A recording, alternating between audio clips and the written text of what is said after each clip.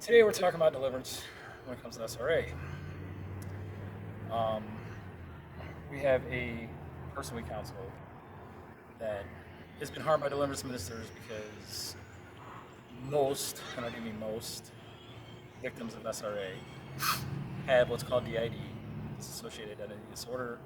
They have multiple parts. People call them different things. But we're going to talk about how an uneducated so-called deliverance minister could harm a survivor of SRA. Parts, you can think of them like if a person said, part of me feels this way and part of me feels that way. It's a lot like that, except it's much more complicated because they have been brought to such a place where they have to fragment to be able to survive. When they come for deliverance, sometimes these parts have been specifically designed and programmed. They fragment inside rituals on purpose. They make them do this, and then they make alternates, parts, inner children, insiders, whatever you want to call them.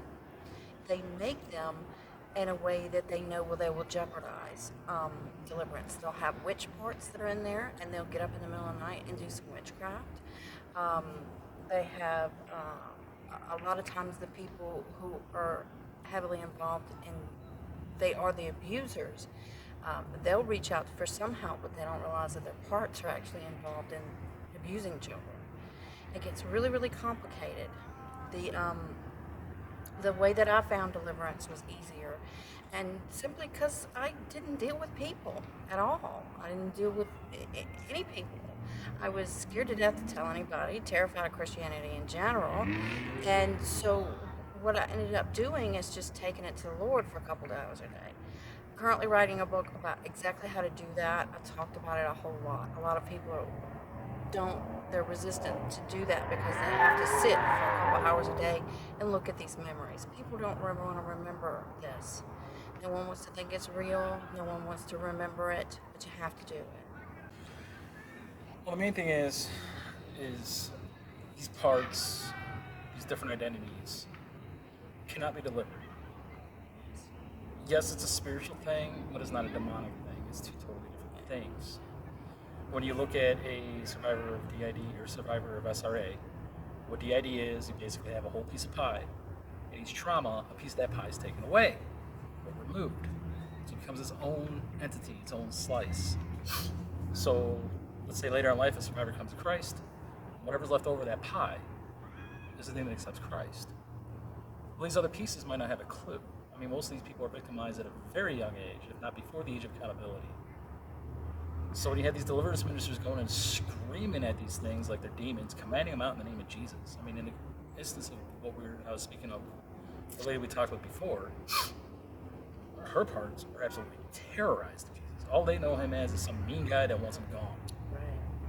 And this is 4 to 5 year old parts. So it's very important how you go in and deal with it.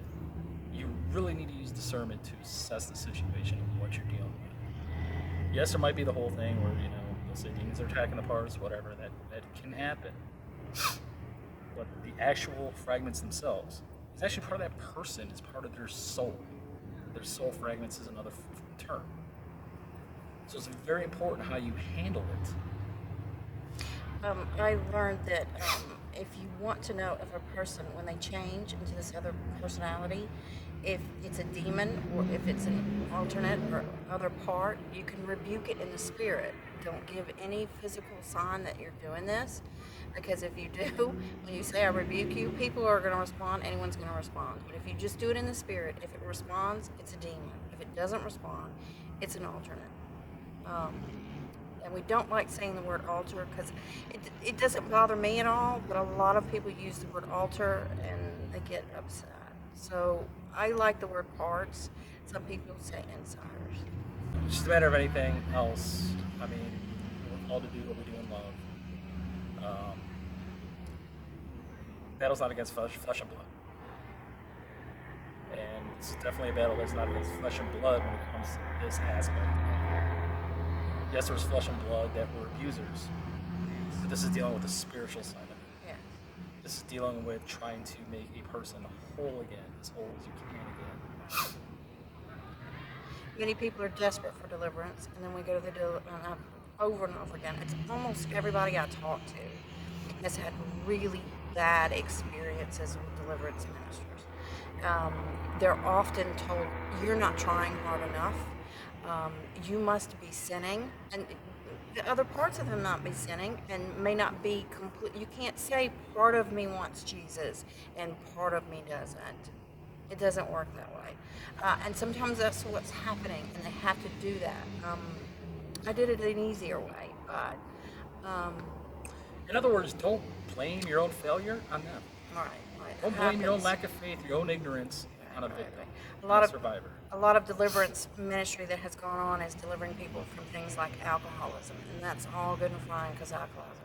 When you're dealing with SRA, you're dealing with programming that was put into them on purpose, and it's been done probably since the Tower of Babel. I mean, I think maybe the Nazis made this like that we're dealing with now, specifically SRA, the way that it is, but it's really well thought out. The enemy is a master of camouflage, and you're not going to see it unless you know what you're looking at.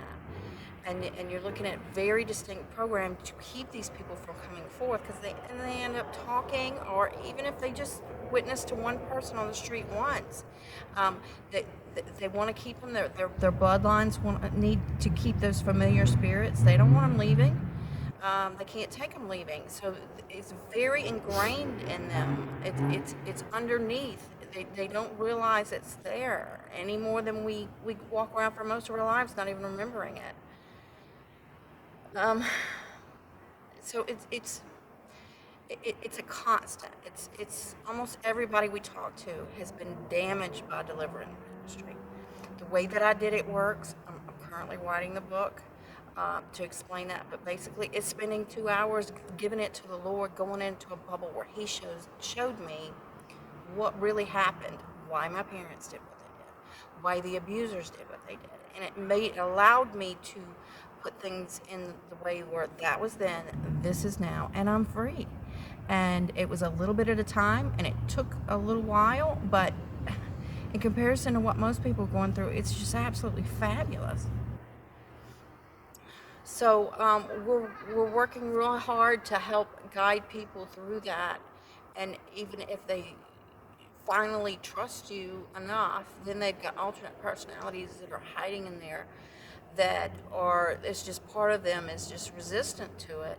And then what they get is, you're not good enough, you don't have the faith, you must be harboring sin, you must have hurt feelings, it's your fault, we'll see you later. They'll get 2 or 3 sessions and that's it. And we don't do that. We sit with them and listen to them talk. So on the flip side of this, if you're a survivor watching this video, I strongly advise against seeking out any sort of deliverance minister to begin with. A Christian counselor maybe, but you want somebody that has a firm understanding when it comes to what you're dealing with. There are plenty of people like us out there that are just spend time on the phone just listening, because most of the time that's what you need, is somebody to believe you. Yes. And we have people that automatically just say, "Oh, it's a demon, we're going to cast it out." No, don't put yourself through that torture, please. The Lord can deliver. He can deprogram. He's really good at it. He's good at everything He does. And if you will sit time with Him and go into a bubble and just schedule in a period of time a day, even if it's 30 minutes before you go to sleep, just going into a bubble where He makes you safe, it'll make anybody's life better. There's nothing better. And when I get off track, I get sick, because I have to have my personal time, my intimate time with Him, and He explains things to me. Still, being delivered doesn't mean that I don't have problems. It doesn't mean I don't have flaws, for sure. But it does mean that I am not controlled, because before deliverance, you're only, all I did and all I see anybody else do is react to your programming. And that's what SRA is. It's mind control programming.